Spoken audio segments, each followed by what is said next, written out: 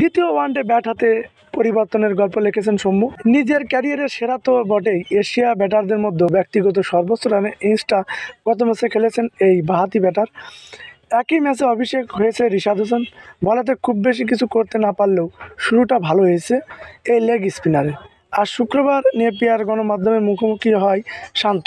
পরের ম্যাচটা জেতার জন্য খেলবো আমরা। শুরুতে একটা গোল সেট করে এসেছিলাম কিন্তু হয়নি। হ্যাঁ, প্রথম ম্যাচটা বৃষ্টির কারণে আমরা কিছুটা আনলাকি ছিলাম। আমার মনে আছে সৌম্য দারুণ একটা ইনিংস খেলেছে, রিশাদ ভালো বোলিং করেছে। এখানে পজিটিভ অনেক কিছুই ছিল, শুধু নেগেটিভ জিনিসটা চিন্তা না করে এবছর আমরা কোনো জায়গায় ভালো করলাম, এই জিনিসটা দেখার দরকার আছে।